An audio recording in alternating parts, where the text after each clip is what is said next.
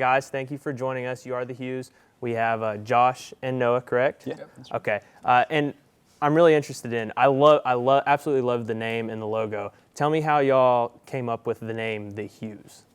Well, the name, I don't know, for anybody who's had a band in the past, coming up with a band name is a whole thing. So we went through hundreds of names, and then one day Josh had the name, and we were like, done. We're just going with it. It doesn't matter if it's good or not. We're just going with it. So I really like it. There's lots of weird band names, like you'll read concert festivals. Yeah.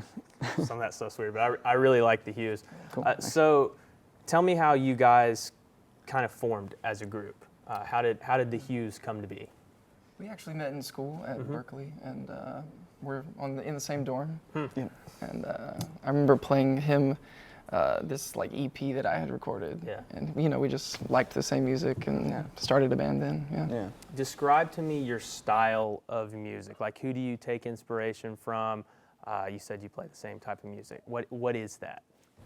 We both grew up definitely with like 60s and 70s songwriters as influences, like James Taylor and Jim Croce and Carole King, and so that is a huge inspiration. I love the Beatles and like stuff like that. And Josh is from the South, so There's a little bit of country in there too. So we brought some elements into it, but definitely like James Taylor, Cat Stevens, and people like that. We love. Yeah.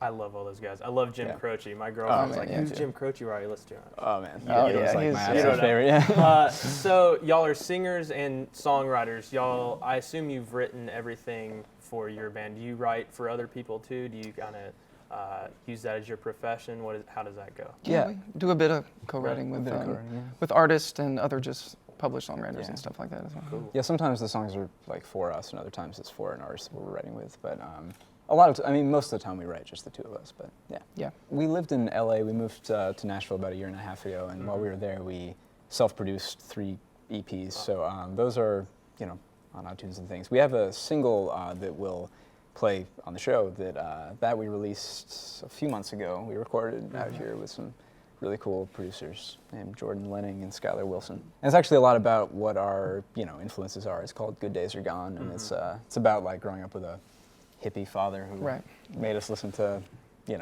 artists James from Taylor, 60s, 70s. It says all those things. We have Billy lots Joel, of references. Now you guys are based in Nashville, correct? Yeah. Do you guys play a lot of shows? What's your workload as far as shows go? Do y'all play a lot, or are you really kind of a recording artist? We play a lot locally. I mean, we try to have at least several shows a month in town. Yeah. 1 or 2 a week usually, generally. Yeah. The nice thing about Nashville too is there's which is not in any other city, especially certainly in LA where we lived, but writer rounds. So we find ourselves doing that where you do a show with other writers on stage, which is pretty cool too. It's a bit different. Tell us how we can connect with you. I know you guys have a website, right? But how else can we get in touch with you guys and actually hear your music? Yeah, well, our website is thehues.net. We actually just redesigned it and things, so it's all up and running. And all of our social media stuff is at the Hues Band. So that's our Facebook, Instagram, and Twitter, and all of that. Cool. And all of our stuff is on iTunes and Spotify and all of those things. All the things. All the things. Well, thank you so much for joining me. Cool. I'm excited for it. From what I've heard, you guys are really great. The Hues, thank you guys so much. Thank you. Thank you. Yeah. Thanks for having us.